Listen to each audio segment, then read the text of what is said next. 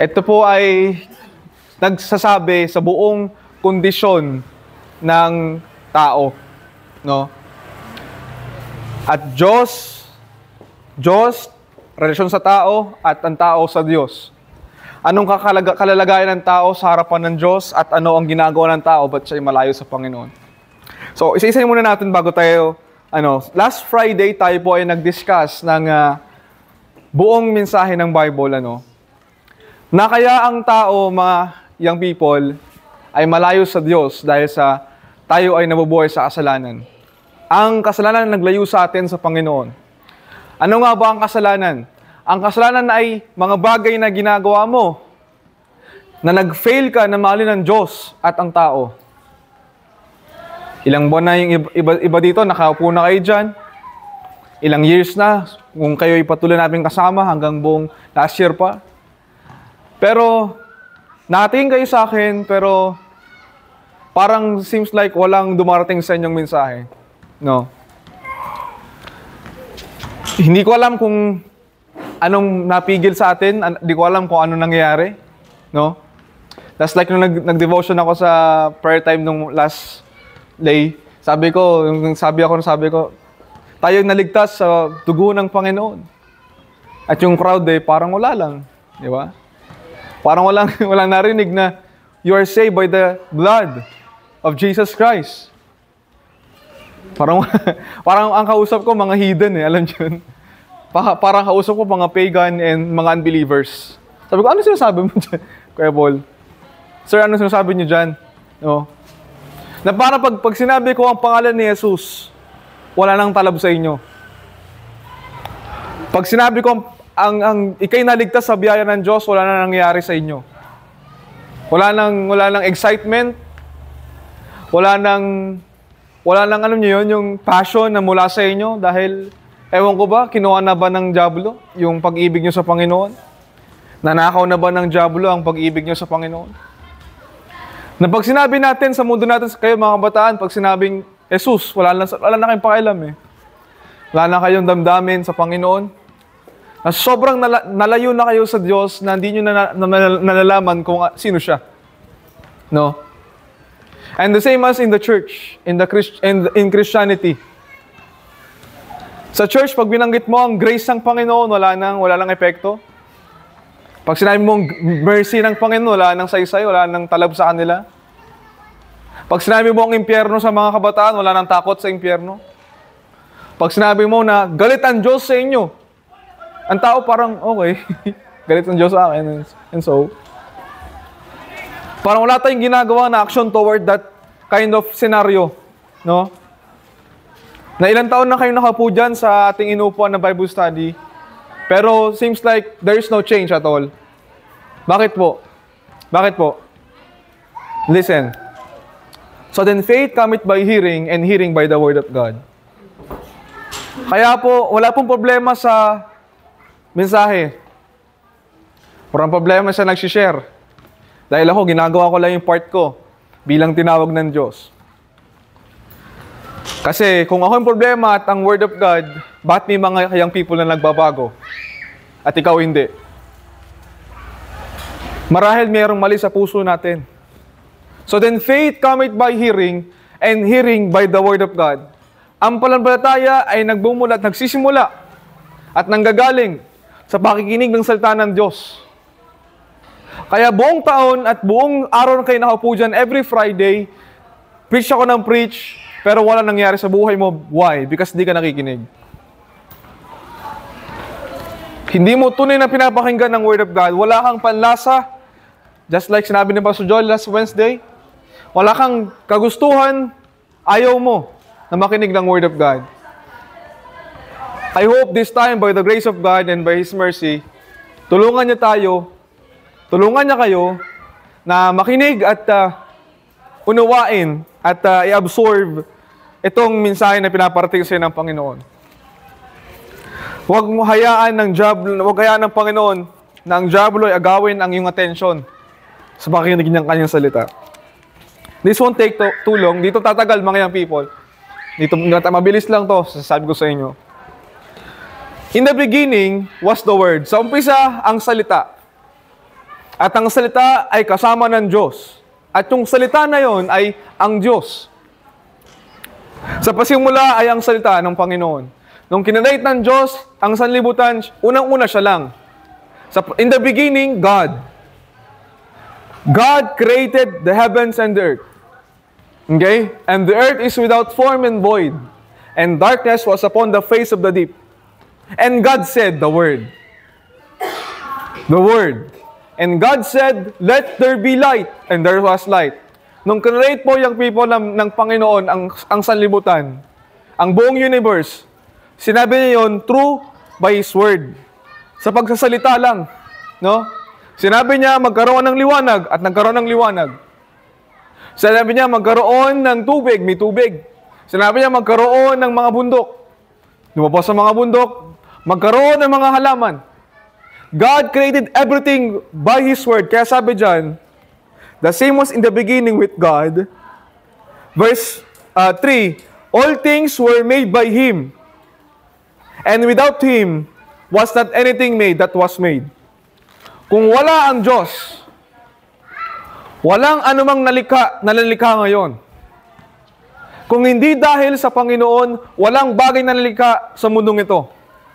At kung aalisin natin ang Diyos sa atin, wala tayong saysay. Everything will collapse. Ano yung magguguho lahat? Because sabi nga ng Ephesians, kay Jesus lahat nakakonsist. Nakalimbag lahat sa Panginoon. Kung aalisin mo ang Diyos sa universe, lahat ito mag-i-scatter. Lahat ito mag-iwalay-walay. Tayo mga tao will scatter into pieces. Ang mga stars at moon magwawala yan. Because hawak ng Diyos lahat ng bagay.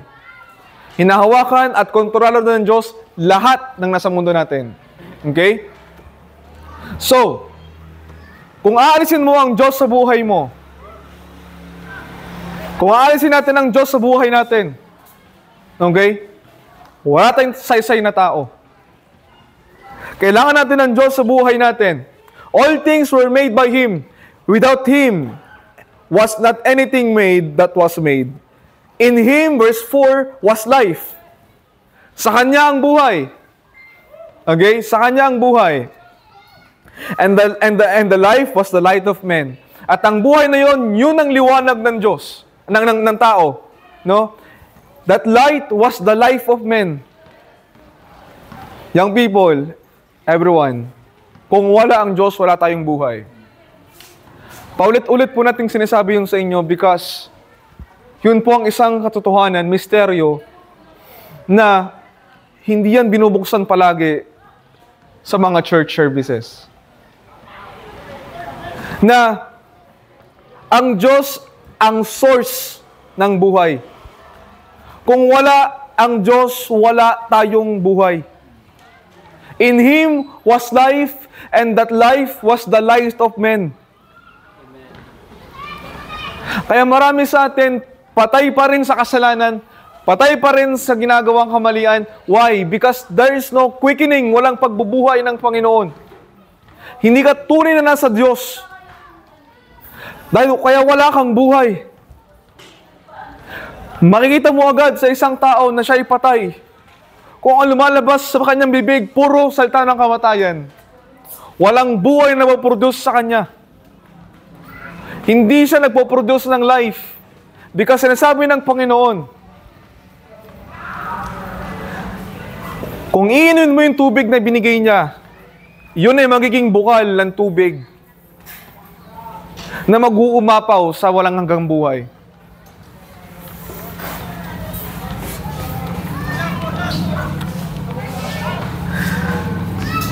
Verse 5.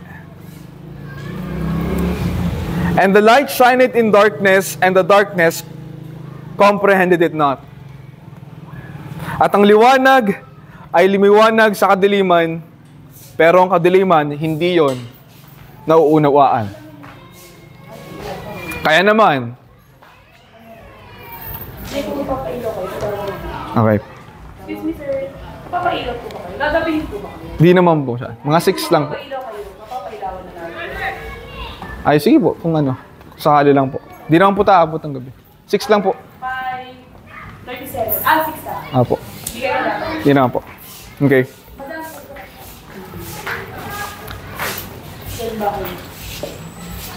Okay, pinadala ng Panginoon ang liwanag sa mundong ito. Okay? Ito na. And the light shineth in darkness, but the darkness comprehended it not. Pinadala ng Diyos ang liwanag dito sa mundong ito, pero hindi ito maunawaan ng mundo. Kaya sunod na verse, anong sinabi dyan? There was a man sent from God, whose name was John. Yun ang senaryo po, mga young people. Si Kristo ay naparito, pero wala naniniwala sa Kanya. Kaya meron pinadalang tao ang Panginoon. Tingnan nyo, there was a man sent from God whose name was John. The same came to bear witness, for a witness, to bear witness of that light, that all men through him might believe. Sa gitna ng kadiliman, okay? Sa gitna ng kadiliman, merong pinadalang liwanag ang Panginoon. Pero yung liwanag na yon ay tinanggihan ng tao. Kaya naman, pinadala ng Diyos si John the Baptist upang magbigay ng isang witness sa kanila. Nasa magitan ng liwanag na yon, sila yung mga ligtas. Ito yung people ang kinahahantuan natin. Sa 2 Timothy, chapter 3, chapter 3,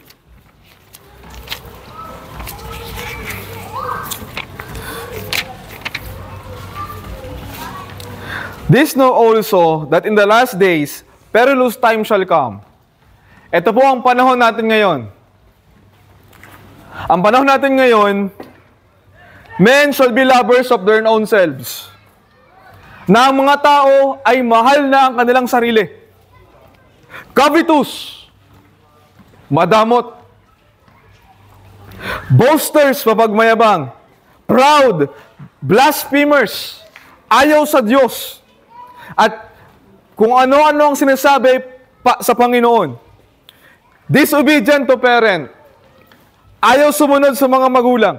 Hindi marunong magpasalamat, unthankful, unholy. Ang gusto ng mga tao ngayon ay mga bagay na hindi sa Diyos. Pag Bible, ayoko nito. Gusto ko, yan lang, gala. Ang gusto ko, laro. Ang gusto ko yung TikTok. Ang gusto ko, internet. Ang gusto ko, lahat na nasa internet. Kalaswaan, yan ang gusto ko.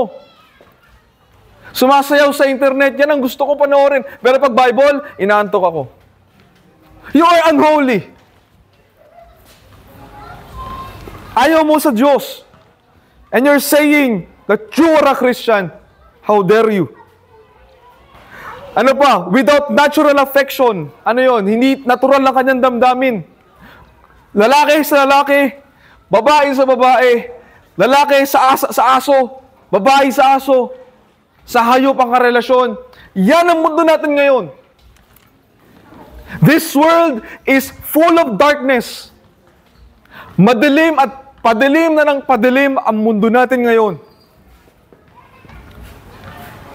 Kabi-kabilaan na ang kasalanan. At kayong mga young people, tayong mga tao ngayon, ang biktima ng mga ito. At yan ang pinamumuhayan natin. Uuwi ka sa bahay, ang paligid natin ay punong-puno ng kasalanan. Ang mga pinapanood ng kabataan ay palaswa na ng palaswa. Ang suot ng mga kabataan ay palaswa na ng palaswa. Lantara na ang mga damit. Normal na yung magjojowa ng 13 years old. Normal na magjojowa ka ng 15 ka na hindi ka pa tapos ng pag-aaral. Normal na yun sa mundo ngayon. Pero ang Bible, as long as the Bible is written, the Bible is against that kind of relation. Tutol. Hanggat ang Diyos ay nabubuhay. Yang ginagawa natin, mga tao na yan, young people, ayaw ng Diyos. Galit ang Diyos sa kanyang gilasing buhay. Okay? Napaka-accessible na sa cellphone. Diba? Hindi na uso TV ngayon. Kaya pag pinipreach ang TV sa ating church, wala na kayong ano dun eh. Kasi wala lang talagang TV. Pero ang TV ngayon, hindi nang malaki. Maliit na lang.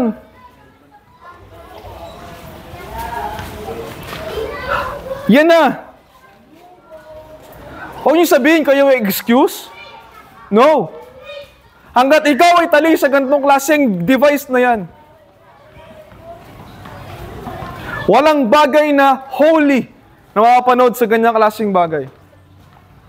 Wala. Kung hindi ka marunong gumamit ng tama, walang lalabas dyan na maayos. Puro drama. Puro adultery. Pangalunya nung karakter.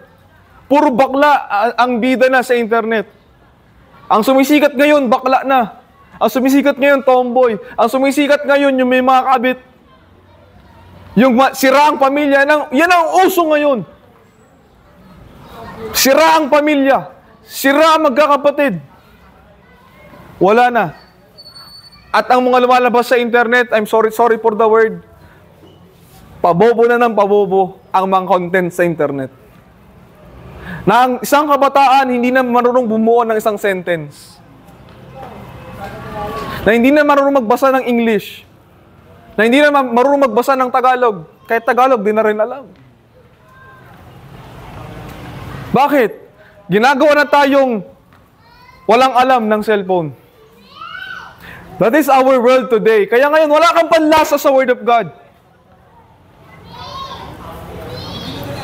Wala. Pero pag sa cellphone, gising na gising ka. Hindi ka pwedeng istorbuhin. Hindi ka pwedeng galawin sa cellphone. Pero pag sa Word of God, ayaw mo.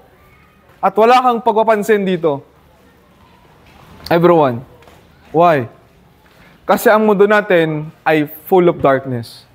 But in the midst of this dark world, sa gitna po, mga kabataan, ng madilim na mundong ito, God sent His light. And John was sent to bear witness of that light. And in the midst of this world, ang Panginoon ay pinapadala ang kanyang mga lingkod upang ipangaral ang liwanag na meron ng Panginoon Kristo. And I am come today, this afternoon, para i-share sa inyo, okay? Maybe this will be your last time. It's fine. Everyone, huwag kayong ma-discourage sa numbers. No?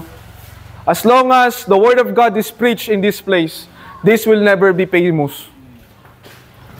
Hindi ito mapupuno as long as, kung gusto natin mapuno to, everyone, listen, mag-party tayo rito. Mag-offer tayo ng worldly principle that has preached dito, hindi ang Bible, kundi ang self. At gusto natin, and this place, mapupuno to. But as long as the Word of God is preached in this place, ayaw ng tao to. Sa panahon at sa punto na ako ay okay na sa inyo, sa panahon at punto na wala na akong sasabing hindi nyo kayang tanggapin, sa panahon na ako ay okay na, sa panahon na kayo ay at peace na sa akin, I'm no longer worthy to stand here and to preach His Word. Yun na yung calling eh. Yun yung, kaya nga maraming young men, wala ngayon. Marami nang ayaw sa paninindigan ng salita ng Panginoon. Ay ilan na lang sa mundo natin, sa panahon ngayon, ang tunay na nangangaral lang salita ng Panginoon. Hindi ibig sabihin, ikaw ay ordained, tama ka na. Okay? Saul was ordained, chosen by God. But in his latter days, he made a mistake. And God, after Saul, raised up a man for himself, David. In the midst of a dark world, sa gitna po ng madilim at buwabagsak na mga simbahan, God raises up a man for himself.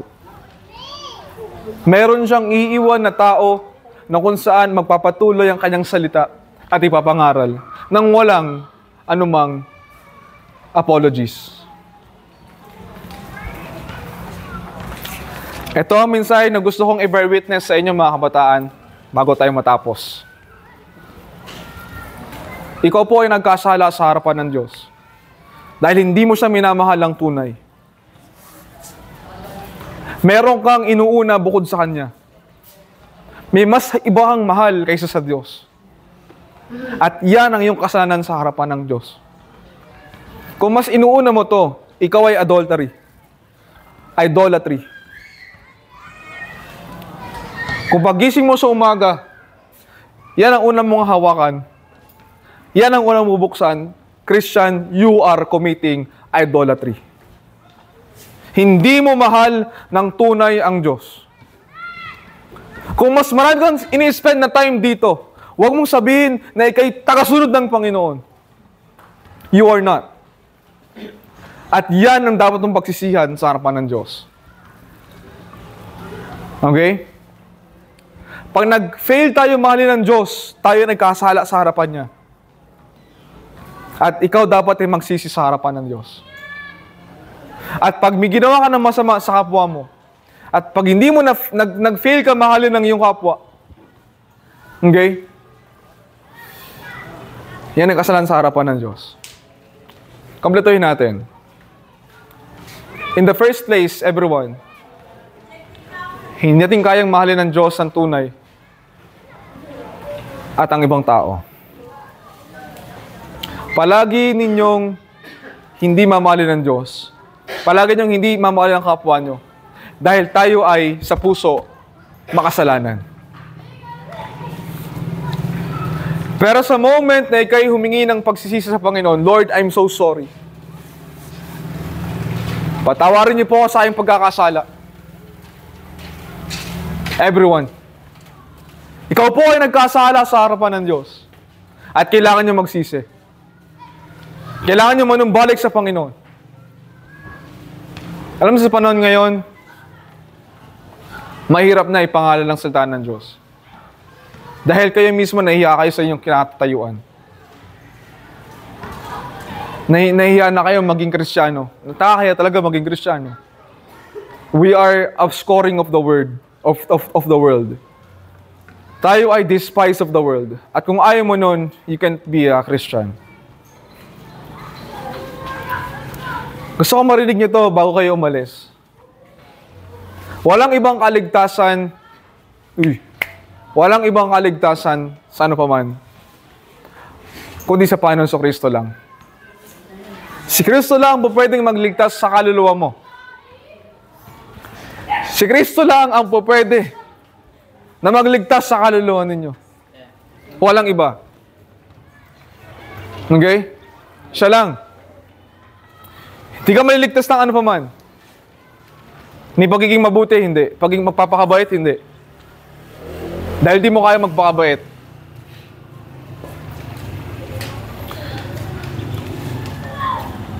Yan po ang ating problema. That is why, kailangan natin ng Panginoon sa Kristo sa ating buhay upang tayo baguhin ang puso natin ng ating pusong masama. Dahil walang ibang gagawin ng puso mo kundi gumawa ng kasalanan. Walang ibang gagawin at ititibok ang puso mo kundi mali. Kaya kahit anong turo sa'yo, kung ang puso hindi binago, paulit-ulit ka lang manunumbalik sa ginagawa mong kasalanan. Kaya kailangan tanggalin ang iyong puso at palitan ng bago ng Panginoon. To change your heart at i-promise ng Panginoon pagdating ni Jesucristo. Sino man ang sasampalataya sa Kanya ay magkakaroon ng kaligtasan sa galit ng Diyos Ama. Okay? Hindi na po, huwag niyo na isipin palagi. Kaya pag namatay ka ba, saan ka pupunta sa langit? Sino man, guys listen. Ang pupunta lang sa langit ay mga anak ng Diyos. Okay? Sa verse 12 dito, but as many as received Him, to them gave He power to become the sons of God. Okay? Ang pupunta lang sa langit, hindi yung may date of salvation. Ang pupunta sa langit ay mga anak ng Diyos. At sinasabi sa Corinthians, kapag hindi ka na humawak ng maruming bagay, I will receive you as my sons and daughters. and I will be your Father, sabi ng Panginoon. Tsaka ka lang tunay na magiging anak ng Diyos pag tinalikuran mo na lahat ng karumihan, ng iniquity, ng pansansala, at pag-disobey sa Word of God.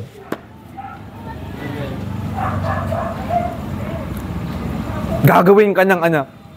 But as long as you are touching unclean thing, as long as you are watching, nanonood ka ng malaswa sa TV, sa internet, dito sa cellphone na to, you are not son of God. You are not his or her daughter. No. Young people. As long as sa puso mo may iba kang pinaprioritize, hindi mo mahal ang Panginoon. Kaya ang mensahe ngayon sa atin, repent, for the kingdom of heaven is at hand. Dahil, sino mang tao na hindi anak ng Diyos, pag bumalik siya sa pangalawang pagkakataon, lahat ng hindi niya mga anak, tatapusin niya lahat. He will finish him up. Every one of them. Lahat ng ayaw sa Diyos. Kung ayaw mo sa Panginoon, may kakantungan ka sa dulo ng buhay mo. God will not pardon you. God will not be merciful to you. No? God is angry. Ang Diyos, sa bawat isa atin, starting from me, hanggang sa atin, galit ang Diyos sa atin. Dahil di natin siya inuuna. Sarili natin ang ating minamahal. Hindi natin siya mahal ng tunay.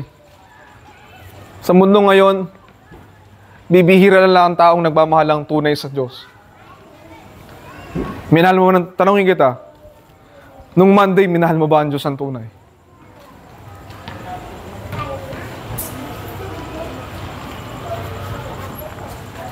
Nung Tuesday.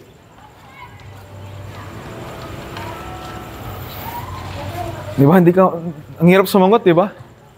Why? Kasi natin siya mahal ng tunay.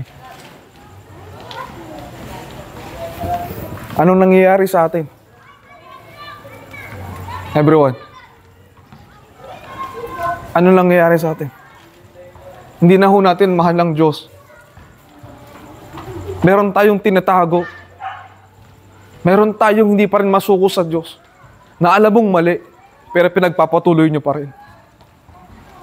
Hindi natin mahal ng Diyos, everyone. Yan ang mundo natin ngayon. At nakakalungkot na dapat ang simbahan, ang miyembro ng mga simbahan, ang pinaka nagmamahal sa Diyos, pero hindi. Sa church ka pa makakita ng tao na pinaka namumuhi sa Diyos.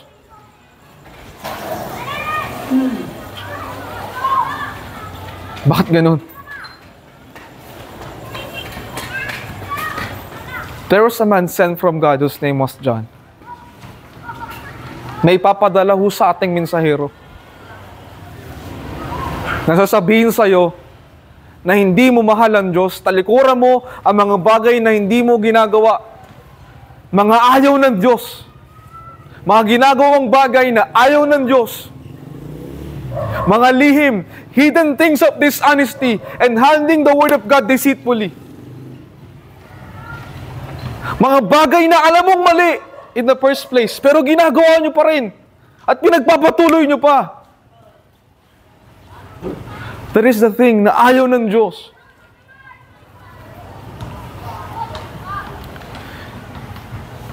Makakasumpong kaya ang Panginoon ng tao nagmamahal sa Kanya? Shall God find faith on earth? Makita niya ba tayo mga young people na tapat sa Kanya? May the Lord find us faithful, everyone. Noong Monday, hindi mo siya minahal. May iba kang inuna nung Monday. Noong Tuesday, meron kang mas mahal bukod sa Kanya. Noong Wednesday, at nung kahapon, Thursday. Na hindi mo siya sinaliksik, na hindi ka kumausap sa Panginoon. Na paggising sa umaga, hirap na hirap ka. It is very hard for you to seek the Lord every morning, every night. Hindi mo kaya. Why? You do not love the Lord. Ganon kasimple yun. Hindi dahil tao ka, hindi mo mahal ang Diyos. Huwag mo na idahilan ng sarili mo. Hindi tao ako, nagkakamali. No, hindi mo mahal ang Panginoon. That is the real cause. At kung tunay kang magsisisi sa Panginoon, the Holy Spirit will change your heart and He will give you a heart of flesh na puso na marunong magmahal sa Panginoon. He will love you and you will love Him unconditionally, forever and eternally. Tayo po, amin natin sa ating mga sarili that we do not love the Lord. And let us repent for our sins and return to our God. Manumbalik tayo sa Panginoon. It is about time, young people. As we close. Yan ang problema po ngayon. Yan ang problema mo ngayon. Christians. So-called Christians. I cannot speak good things dito sa harapan po ninyo dahil sa kondisyon natin ngayon. No? Ako yung tao na hindi nyo makakitang magsalita sa inyo na mabuti sa inyo. Dahil paano ako magsasabi na mabuti sa inyo kung ang kaluluwa mo ay mamamatay na sa impyerno? Tatawanan pa kita. Kailangan mo manumbalik sa Diyos. Okay? Kailangan. Yan ang ating problema ngayon. Yan ang burden ng Panginoon sa atin. Yan ang puso ng Diyos ngayon. Durog, wasak, sa kasinungalingan ninyo, mga Kristiyano. Sabi niyong mahal niyo pa siya. Panginoon, I love you. Panginoon, maglilingkod ako sa iyo. Pero after ng Sunday, wala na agad. Nagsisinungaling ka sa banal na Espiritu. Okay? Dami ko nakausap mga young people nowadays. Bible study tayo. Ayun, may ibang uunahin. Alam niyo, nakapagod. Alam niyo. Nakapagod yung ganun mga tao. Kung ako napapagod sa ganun, how much more ang Diyos everyday? Sa mga prayers ninyo na sinungaling. After mo mag-pray, balik ka na naman. Saan? Sa cellphone. Balik ka na naman sa iyong addiction. Walang iba. Walang ibang dahilan, ma'am and sir. Hindi mo mahal ang Diyos. Okay? So, salamat sa inyong pakikinig, mga people. Tapos na ako. Pwede na kayong ma-dismiss. Pray lang tayo, tapos na. At gawa kayo na decision sa Panginoon. Yun lang. Walang iba. Okay? Thank you sa inyong pag-attend. Andrea, thank you. Next time ulit. Okay? Patuloy lang kayo. Panginoon. Kung gusto niyo siya makilala, merong lugar para doon. Ito. Salamat po aming Ama sa iyong kabutihan. As much as I want, Panginoon Diyos, na maging okay kami lahat. Pero, Panginoon, ako po'y pinadala niyo hindi para mag-entertain sa kanila, kundi para mag-bear ng witness. So Lord, I'm standing here proclaiming to them their spiritual condition, our spiritual condition, na kami po ay malayo sa inyo, O Diyos. At binabasag namin ang puso po ninyo everyday. May every one of us, Lord, give us, my Father, spirit of repentance. Na tunay kami magsisi at manumbalik sa inyo dahil kabi-kabilaan na sa mundong ito ang kasalanan. Kami pa rin ba ang dadagdag sa mga babasag sa puso ninyo? Lord, help us. Give us the power and indwelling of the Holy Ghost. Give us a new heart, my Father. Bigyan po ang bawat isa ngayon sa amin ng kagustuhan na magkaroon sila ng new heart para mahalin ka ng tunay. Because without the outpouring of the Holy Ghost, ang sinasabi nyo nga sa Romans chapter 5, this love will be shed abroad in our hearts by the Holy Ghost, which is given unto us. So this kind of love is true and by the Holy Ghost. Lord, I pray. Be with us, Lord, I pray. Tulungan niyo po kami. Pangalan ni Jesus, amen. Thank you po sa inyo lahat and I hope to see you all next Friday. Every Friday po kami nandito. Come and join us and let us seek the Lord. Every Friday, no? Dito. After this, make a decision for the Lord. Kunin nyo na po yung young people, yung kasing tinapay nila. Para, pag ano, yan, okay? Okay, thank you sa inyo lahat. So, tinapay mo, kuha kayo tinapay, ayun, no? Bago kayo sige, sige. Tinapay muna, bago kayo umuwi. Ayun, no? Kuha muna kayo. Tapos okay na, pwede na kayo umuwi.